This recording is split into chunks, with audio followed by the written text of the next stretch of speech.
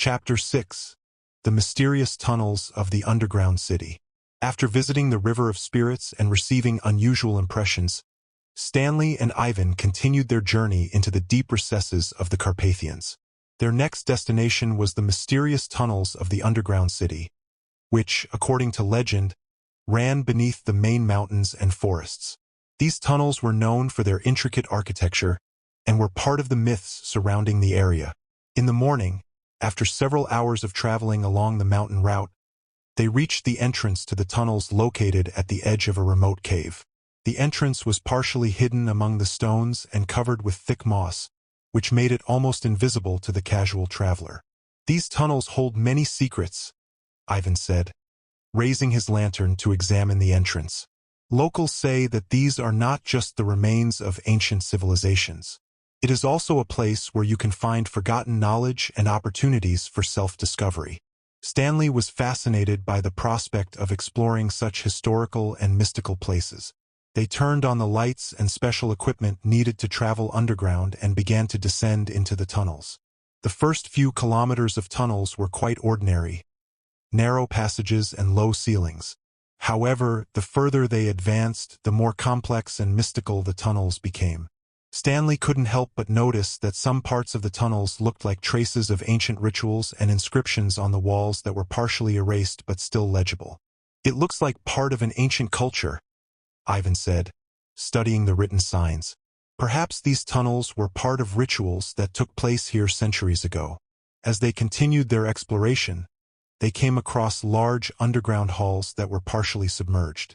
Fragments of ancient objects and artifacts floated in the water, adding even more mystery to their journey. Each hall had its own special atmosphere, as if reflecting part of the history of this place. In one of the halls, they found an ancient ritual stone that reminded of the magical rites that could be held here. The stone was covered with strange symbols and signs that appeared to be part of a larger ritual. "It looks like a place for important ceremonies," Ivan explained, examining the stone. "Perhaps rites involving nature spirits or ancestors were held here." Stanley was impressed and interested in these signs, but he had a hard time understanding their exact meaning. He knew there was more to it than just archaeological finds. It was a place that carried the spirits of the past. Their exploration led them to a large underground lake that was surrounded by ancient stone structures. The water in the lake was dark and deep, and its surface reflected the light of the lanterns, creating a mystical effect. Ivan pointed to a large rock in the middle of the lake that was carved with symbols similar to the ones they had seen earlier. "It might be an important part of the ritual," Ivan said. "Locals may believe that this place is capable of opening portals to other worlds or giving special knowledge." Stanley and Ivan decided to spend more time by the lake, looking at the ancient symbols and trying to understand their meaning. This place was full of magic and mystery, which caused Stanley to think deeply about his own quest and what he had already learned during the journey. As the evening wore on, Stanley felt that he was beginning to understand more about the significance of these tunnels and how they might affect his journey ahead. He understood that this part of the journey is important for his personal development and for revealing the secrets hidden in the depths of the Carpathians. Before heading back, Stanley and Ivan left a small amulet near the ritual stone as a symbol of gratitude and respect for the spirits of the place. They knew that these tunnels had much to discover and that their journey did not end here. As darkness fell and he emerged from the tunnels, Stanley felt that each step on this part of the journey brought him closer to understanding the great mysteries and deep knowledge of this region. Revealing the stories of the past and the spiritual aspects helped him appreciate the magic of the Carpathians even more and understand that his journey is just beginning. Chapter 7. Imprints of Eternity. After a fascinating exploration of the underground tunnels, Stanley and Ivan set off to the west, where new discoveries awaited them. Their next stop was in a small mountain village, which, as Ivan said, was known for its unique natural phenomena. Here, among the majestic Carpathians, were located numerous mysterious places, about which legends have been circulating since ancient times. After several hours of driving, they arrived at a village that was comfortably located among the mountains. The village was surrounded by dense forests and beautiful fields, which gave it a magical appearance. The local residents greeted them with greetings and hospitality, which showed that these lands were full of warmth and friendliness. After staying at a local hotel, Stanley and Ivan rested after their long journey and prepared for the next leg of their journey. Ivan said that they should visit an ancient temple located on top of one of the nearby mountains. The temple was known as the Temple of Eternity, and its walls were covered with ancient engravings and symbols. The next day they went to the top of the mountain where the temple was located. The climb was difficult, but the scenery that opened before them compensated for all the efforts. When they reached the top, an ancient temple opened before them, surrounded by the soft light of the morning sun. The Temple of Eternity was a huge stone structure that seemed to have emerged from the earth by nature itself. Its walls were covered with ancient signs and symbols, testifying to the rituals that were performed here thousands of years ago. In the center of the temple stood a large stone obelisk, which, as the locals believed, was a source of energy and strength. Ivan explained that this obelisk had great spiritual significance. This stone has been here since ancient times, and is believed to have a special energy that can interact with those who come here with a pure heart and a clear mind. Stanley walked up to the obelisk and touched its cold surface. He felt the energy of the reflection penetrate him, and his mind filled with memories and images that had deep meaning. It was a moment of special connection with the ancient energies hidden in these mountains. When they were near the obelisk, Ivan told about an ancient legend, which said that this stone can reveal deep truths and help people find their way in life. The legend claimed that whoever used the obelisk's energy correctly would be able to understand the true nature of the world and find their place in it. After spending time near the obelisk, Stanley felt that he had gained a new perspective on his life and what he was looking for. This moment was very important for him, because he felt that this experience would help him better understand his own aspirations and purpose in life. In the evening, they left the temple and returned to the village, full of new impressions and thoughts. This day marked an important stage in their journey, and Stanley felt that he was getting closer to understanding the deeper aspects of life and nature. The next day, they went further into the mountainous part of the Carpathians, where a new mysterious adventure awaited them. But the impressions of the Temple of Eternity remained with them as a vivid memory of how deeply one can interact with the spirits of the past and natural forces. With each step, with each new discovery, Stanley felt that his journey was becoming more meaningful. He realized that these trips not only help him learn more about the world, but also about himself, opening new horizons and opportunities for self-development and self-discovery. Plunging into new mysteries of the Carpathians, Stanley knew that every moment and every experience helps him better understand who he is and what he wants to find in this big and mysterious world. Chapter 8: Mysterious Forest of Black Valley. After visiting the Temple of Eternity, Stanley and Ivan went to the Black Valley, a place that was known for its mysterious atmosphere and many mysteries. This place is not often visited by tourists, and its forests remain surrounded by legends and mystical stories. Black Valley was located in the depths of the mountain massif, and in order to get there, Stanley and Ivan had to go through winding paths that led through dense forests. From the very beginning of the trip, they felt that the atmosphere here was different from anything they had experienced before. The forest was thick and dark, with tall trees that in some areas shaded even the daylight. The air was filled with a sense of mystery and the unknown. Only from time to time, a few rays of sunlight broke through the thick branches, creating an amazing light effect on the ground. Black Valley has its own atmosphere, Ivan explained as they continued on their way. Locals say that there are places where you can feel how the past and the present are intertwined. This place is also marked by many legends of spirits and mysteries. As they went deeper into the forest, unusual phenomena became noticeable. Small stone formations that resembled ancient stelae and mysterious signs carved on trees. On one of the stones they found ancient writings that appeared to be part of a ritual. Stanley was amazed when they came upon a small lake that was hidden among the trees. The water in the lake was dark and clear, with several large boulders rising from the water. It became obvious that this place was part of ancient rituals. "This place looks like a part of ancient rituals," Ivan noted. Locals say that rituals were held here to communicate with the spirits of nature. Near the lake, they found the remains of an ancient ritual site. Symbols and signs were carved on the stones, which told about the rituals performed here. Ivan explained that these rituals could be part of an attempt to interact with nature spirits and even believed that these spirits could influence the physical world. This place was probably important to the ancient inhabitants of this region, Ivan said. Perhaps they performed rituals here to receive blessings from the spirits or change their fate. Stanley and Ivan continued to explore the area and soon came across an ancient stone circle located in the center of the forest. The stone circle was surrounded by strange signs and symbols that created a mysterious atmosphere. This stone circle was probably a place for important ceremonies, Ivan explained. Locals may believe that this circle helped connect with spiritual forces or facilitate certain magical processes. Stanley felt that he was in a place where reality and magic intertwined. After walking in a circle and touching the stone walls, he felt how the atmosphere around him changes. The stones seemed to transmit some of their energies, and he felt his mind being filled with new sensations and emotions. This place has an amazing energy, Stanley noted.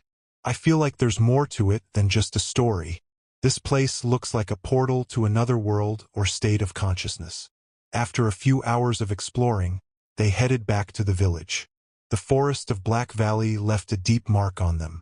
Impressions from this place became part of a large mosaic of their journey, and Stanley felt that he was approaching the understanding of even deeper secrets of the Carpathians. With the sunrise, Stanley and Ivan continued their journey further, knowing that new discoveries and adventures await them. The forest of Black Valley became an important part of their journey, and every moment of this research opened up new facets of their understanding of the world and the journey itself. Stanley realized that this part of the journey was not only about exploring physical places, but also about delving into his own fears and dreams, which made him feel the true magic and beauty of the Carpathians.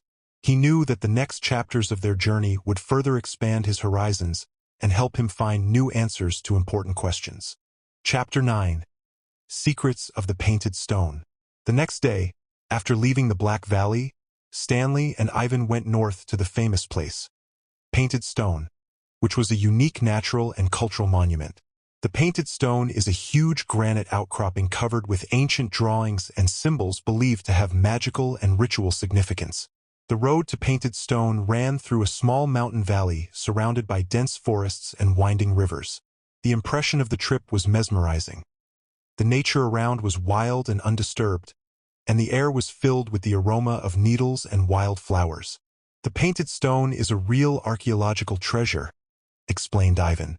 This stone was probably the site of ancient rituals, and may have even had magical significance for the people who lived here thousands of years ago. Arriving at the place, they saw a large granite ledge rising above the ground, covered with colorful drawings and symbols. The images carved on the stone were incredibly intricate and detailed, depicting scenes from myths, rituals, and symbols that had deep meaning. "It's impressive," Stanley said, examining the drawings. "These images look like part of a larger story or even a guide for those who come here." Ivan took a special notebook and began to write down his observations, explaining the meaning of some symbols. Many of these signs may be part of ritual rites. Locals could use this stone to communicate with spirits or for magical practices. Stanley and Ivan spent several hours on the Painted Stone, examining and trying to decipher the meaning of the drawings. One of the most interesting elements they came across was a large image of a god or spirit holding symbolic objects. This image appeared to be a ritual center or an important part of the rites performed here. This symbol can mean the important role of the spirit in the lives of the locals, Ivan noted. Maybe it was a god who was worshipped and asked for help in difficult situations. During the research, Stanley felt his mind being filled with new impressions and realizations. The Painted Stone was not only an archaeological monument, but also a place that revealed part of the mysticism and spirit of this region. "This stone and its designs make a huge impression," Stanley said. "They show how deeply people here respected nature and believed in the power of spirits." The evening was approaching, and Stanley and Ivan started back to the village. The Painted Stone left a deep mark on them. Impressions from this place became part of a large mosaic of their journey, and every moment of this research opened new facets of understanding and knowledge. Chapter 10. A Walk to Grey Cat Falls. The next morning, Stanley and Ivan went to the Grey Cat Waterfall, another natural wonder of the Carpathians. The waterfall, located in a mountainous area, was known for its impressive beauty and magnificent scenery. The distance to the waterfall was short, but the road ran through picturesque landscapes and ancient forests. With each step, their journey became more and more magical. Only a few minutes after they had reached the trail, they began to hear the sound of water falling from above. "This waterfall has a special reputation among the locals," Ivan said. "It is said to have healing powers and can bring peace and relaxation." Arriving at the place, they were amazed by the scale and beauty of the waterfall. Water fell from a height of several tens of meters, breaking into many small drops that created a rainbow in the rays of the sun. "This place is incredibly beautiful," Stanley noted, watching the falls. "I can feel his energy fill me with peace and restore strength." They spent several hours near the waterfall, enjoying its beauty and the sound of water. Ivan said that the waterfall was a popular place for meditation and reflection, and many people came here to find inner peace. "This place is marked as sacred among the locals," Ivan explained. "They believe that the water of the waterfall has the ability to cleanse the soul and bring clarity to the mind." As the sun began to set, they set off back to the village. The Grey Cat Waterfall became an important part of their trip, giving them the opportunity to regain strength and enjoy the natural beauty of the Carpathians. Stanley felt that this moment helped him further understand his journey and his place in this world. Chapter 11. Visiting the Ancient Monastery. A few days after visiting the waterfall, Stanley and Ivan went to an ancient monastery located in the mountains. The monastery was known for its architectural beauty and spiritual significance. The road to the monastery was difficult, but the impression of the architectural features of the building and the surrounding landscape compensated for all the efforts. The monastery was located on a high mountain and surrounded by green forests, which gave it an impressive appearance. "This monastery has a rich historical context," Ivan explained. "Locals consider it a holy place, and many ancient manuscripts and religious artifacts have been preserved here." Upon arrival, they were amazed by the grandeur of the monastery. Ancient walls and elaborately painted frescoes on the ceilings told stories about faith and spirituality. Ivan and Stanley spent several hours exploring the monastery and talking to the monks who lived there. "This monastery is not only a historical place, but also a center of spiritual life," said Ivan. "The monks here meditate and study, and this monastery is an important part of the religious life of the region." Having finished their visit, Stanley and Ivan went back to the village, full of new impressions and thoughts. The ancient monastery became an important part of their journey, revealing new aspects of the spirituality and history of the Carpathians. Chapter 12. The Secret of Legends About Ancient Cities. In the last part of their journey, Stanley and Ivan went to ancient towns that remained unnoticed in time. These towns were full of legends and secrets that told about ancient civilizations and their customs. The towns were located in the mountains and surrounded by the ruins of ancient buildings. Legends about these towns told about a great civilization that once existed in this region, but eventually disappeared without a trace. "These towns have a special atmosphere," said Ivan. "They are filled with legends about the ancient people who lived here and left behind traces of their culture." Stanley and Ivan spent several days exploring the ruins and talking to local residents, who told them about the legends and traditions preserved in this region. They learned about the ancient rituals that were performed here and the important symbols that were part of these rituals. These legends and ruins show how important this part of the world is to understanding the history and culture of the Carpathians, Stanley noted. "They add new dimensions to our understanding of this region." Having completed their trip to the ancient towns, Stanley and Ivan returned to the village, where they prepared to return home. The journey through the Carpathians became an unforgettable experience, filled with new discoveries and impressions. Stanley knew that this trip would leave a deep mark in his memory and inspire him to new searches and research in the future. The Carpathians opened up new horizons for him and gave him incredible stories that he will be happy to tell in his videos. Chapter 13. imprints of legends in the villages. After completing the trip to the ancient towns, Stanley and Ivan went to the surrounding villages located in the mountain valleys. Local residents kept many legends and tales about their region, which were passed down from generation to generation. In one such village, located on the slope of a mountain, Stanley met Grandfather Peter, an elderly resident who was famous as a bearer of local legends. Peter was a tall old man with a beard and a wise look that indicated his deep knowledge of local history. "This land is full of magic and secrets," Peter began his story. "Once upon a time there lived a people who had knowledge of nature and spirits. They believed that every stone and river has its own life and spirit." Peter told stories about the amazing events that happened in his village and the heroic deeds of the people who fought against dangers and tried to preserve their culture. One of the most fascinating stories was about an ancient hero who defeated a terrible dragon that, according to legend, lived in the mountains and terrorized the local residents.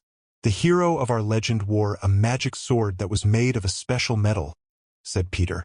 "This sword allowed him to defeat any dark forces and protect people."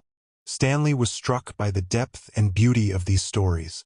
He felt that these legends form not only the cultural heritage, but also the spirit of local residents. "These stories show how people in the past perceived the world around them," Stanley noted. "They help us understand how important it is to preserve our culture and traditions." After talking with Peter, Stanley and Ivan went further, visiting other villages and listening to new stories. In each of the villages, they came across different variations of the same legends, which were intertwined with the history and traditions of each individual place. These visits to the villages became an important part of their journey, giving them even more insight into the life and beliefs of the local inhabitants of the Carpathians. Chapter 14: Memories of the Forgotten Cities. After a rich exploration of the villages, Stanley and Ivan went southwest to the Forgotten Cities, the ruins of which have become the object of numerous studies and excavations. These cities, abandoned hundreds of years ago, kept many archaeological and historical secrets. The distance to the Forgotten Cities was considerable, and the road lay through several mountain passes. However, the beauty of the landscapes and anticipation of great discoveries inspired them to continue their journey. Arriving at the ruins, they were amazed by the grandeur and complexity of the architecture. The Forgotten Cities were once an important commercial and cultural center, but now their ruins give the impression that time has stood still here. "These ruins remind us of the greatness and prosperity of the former civilization," Ivan noted. "They were important to the development of this region and left behind a rich legacy." Stanley and Ivan spent several days exploring ancient buildings and excavations. They found the remains of ancient monuments, statues, and household items that gave an idea of the life of the people who once inhabited these places. Among the artifacts found was an ancient tablet with inscriptions, which may have told about important events or rituals. Ivan worked on deciphering the inscriptions, hoping to learn more about the history of these cities. "These artifacts can give us more insight into the culture and beliefs of those times," Ivan said. "Each item found is part of a larger story." After completing the excavation, Stanley and Ivan returned to the village, full of new knowledge and impressions. Forgotten Cities became an important part of their journey, opening new horizons and expanding their understanding of the history of the Carpathians. Chapter 15: Opening the Wine Cellars. In the following days, Stanley and Ivan went to the wine cellars located in the dungeons of the old Carpathian castles. Wine cellars were known not only for their wines, but also for their history and secrets. In one of the cellars located under the medieval castle, they found a rich archive of ancient documents and wine recipes. A local winemaker told them about winemaking traditions that were passed down from generation to generation. "These cellars are a piece of history that holds the secrets of the past," explained the winemaker. "We continue the traditions of our ancestors and preserve their recipes." Stanley and Ivan spent time exploring the cellars and tasting different types of wine. They learned about ancient winemaking techniques and how these wines became part of the cultural heritage of the region. "This place has a special vibe," Stanley said. "Wine here is not just a drink, but a part of cultural and historical heritage." After that, they went to other cellars and wineries, where they learned more about the traditions and methods of winemaking. These visits added new dimensions to their journey, showing the importance of wine in Carpathian culture. Chapter 16. Expedition to the Valley of Magic Springs. After visiting the wine cellars, Stanley and Ivan went to the Valley of Magic Springs. This place was known for its natural beauty and legends about the healing properties of the water. The valley was surrounded by mountains and forests, and in order to reach the springs one had to go through winding paths. Along the way, they enjoyed the scenery and studied nature. These springs are known for their healing properties, Ivan explained. Locals believe that the water can help heal various diseases and bring peace. Arriving at the place, they were amazed by the beauty of the natural springs. The water that flowed from the springs was clean and transparent, with small streams that were distributed in different parts of the valley. Stanley and Ivan spent time exploring the springs and trying to sense their magical energy. They also talked to local residents who told about the stories and legends associated with these springs.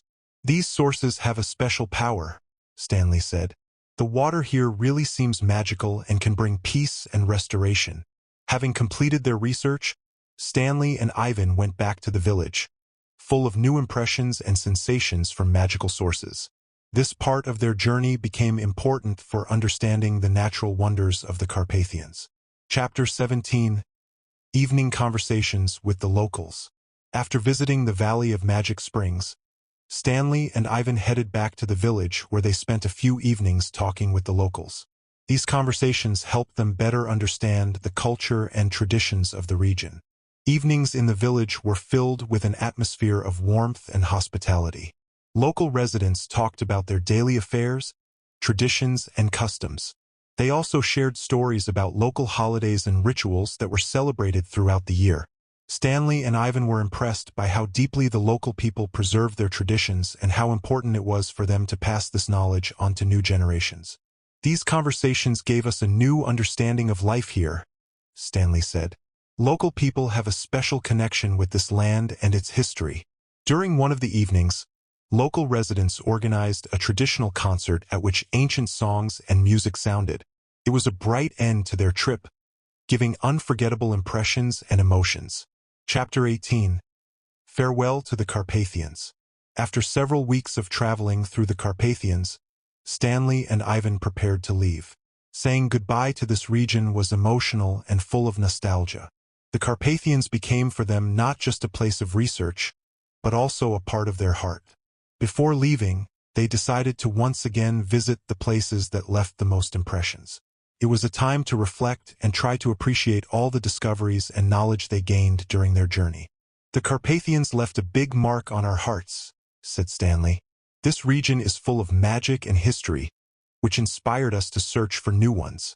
After saying goodbye to the local residents and finishing their recordings, Stanley and Ivan went home, full of new impressions and memories. Chapter 19. Return to the City. Returning to the city, Stanley felt that his trip to the Carpathians had left a deep mark on him. He started working on the preparation of new videos and articles to share his impressions and stories with the audience. The process of preparing materials was exciting. Stanley went through recorded videos, notes and photos, trying to capture the essence of each story and convey it to his audience. "These stories are worth telling," he noted. "The Carpathians are a place worth getting to know and understand." After several weeks of working on the materials, he was ready to share the results of his journey with the audience. He hoped that his videos would convey the magic and beauty of the Carpathians to everyone who would watch them. Chapter 20. Conclusions and Impressions. The last section of the trip was about summing up and conclusions. Stanley, looking back on his trip, understood that the Carpathians gave him many impressions and new knowledge. "This trip was unforgettable," he concluded. "The Carpathians are not just mountains. They are a place full of history, legends, and beauty." He was grateful for the opportunity to visit this region and talk about it. Stanley knew that his videos about the Carpathians would become part of a great story that would live on in the hearts of the people who saw them. The trip to the Carpathians left a deep mark on his soul, and he knew that this was only the beginning of new adventures and discoveries. Final feedback on the Carpathians and a look into the future. After several weeks of exciting and intense days in the Carpathians, Stanley sat in his cozy office, sorting through notes and watching recorded videos. The Carpathians, with their beauty, history, and mystical legends, left a deep mark on it.